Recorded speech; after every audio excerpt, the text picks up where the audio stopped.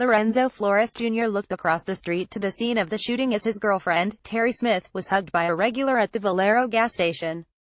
Todd Heisler, The New York Times, Sutherland Springs, Tex. As Lorenzo Flores Jr. pulled into the Valero gas station on Sunday morning, he caught sight of an armed man in black stalking the First Baptist Church across the highway, and knew in his gut that tragedy was descending on this blink-and-you-miss-it town of trailer homes and rusting pump jacks. He was dressed G.I. Joe style, not like us normal guys around here who have a rifle for dove hunting, said Mr. Flores, 56, who runs Teresa's Kitchen, a food stand inside the Valero station that sells burritos and tacos.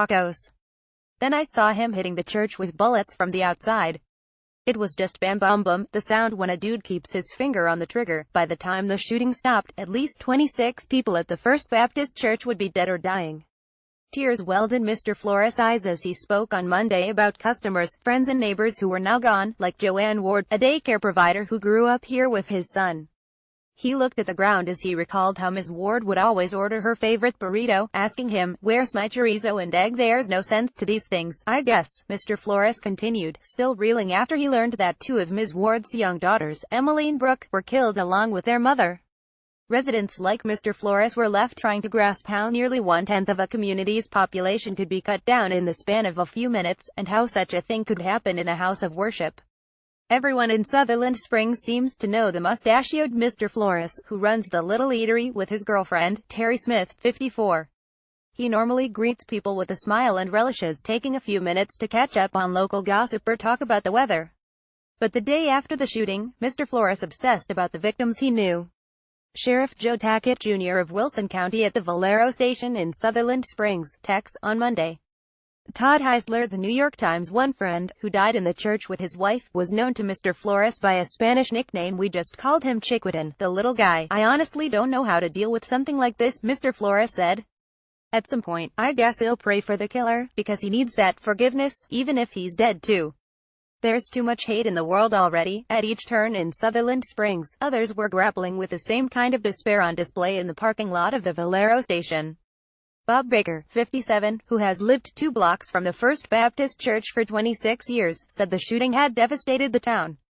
He said one of his sons knew 2 boys on the junior high school football team who attended the church most weeks but overslept on Sunday, and are now dealing with the wrenching emotions of accidental survivors. In Smallton, South Texas, there are 2 things that tie people together: Friday night football and church, Mr. Baker said.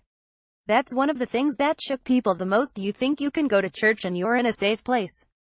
Most Sundays, about 40 people would attend services at First Baptist, which can seat about 75. About half the congregation was Hispanic. Everyone knew everyone else." Parishioners said the church building had not been updated in a while. A red-carpeted center aisle divided rows of cushioned wooden pews. Hymnals were provided, but attendees brought their own Bibles. Younger congregants sometimes played contemporary Christian rock songs on electric guitars. Freda Connolly, 64, a hairstylist who lives near the church with her husband, recalled that the old rugged cross was often sung toward the end of the service. The couple knew the pastor and his wife. One of the pastor's daughters was killed in the massacre. A man sat on his porch near the First Baptist Church on Monday. Todd Heisler, The New York Times. "She was just a sweet little girl," Ms. Connolly said. "I've known her since she was very small. She was playful and outgoing. The girl used to sit in the front row near her father during worship," Ms. Connolly recalled. On the edge of town, just a 5-minute walk from the church, a stoical homeowner welcomed a visitor for a chat in his driveway. "My name is Bill," he said in heavily accented English, waiting for a response. "Well, my name is actually Casimir's Bill. I'm not originally from around here."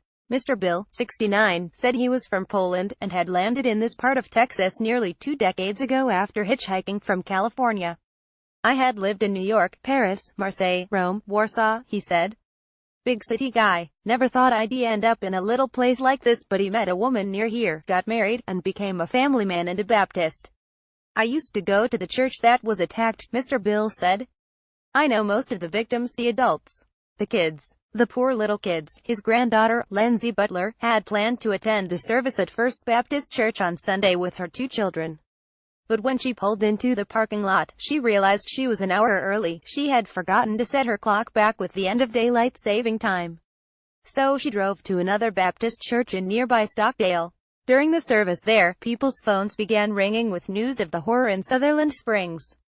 I try to be so thankful that the Lord changed my mind when I was sitting in that parking lot, Ms. Butler wrote in a Facebook post. But after seeing the people shot in and around the church, the mess, the people that witnessed it still in shock, covered in their loved ones' blood, I want to be kinda mad saddened that things happened to people that didn't deserve such a thing, just as Mr. Flores had done. Ms. Butler listed all the people she knew who were killed, though without naming them. A friend's husband and sweet baby that Ms. Butler's son, Heston, had played with a sweet friend expecting in April. That friend's husband's parents, all gone. So many people's lives forever changed, Ms. Butler said.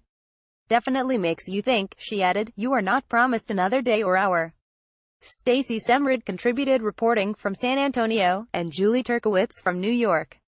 A version of this article appears in print on November 7, 2017, on page A14 of the New York edition with the headline "Community staggers and seeks solace as scope of the massacre becomes clear."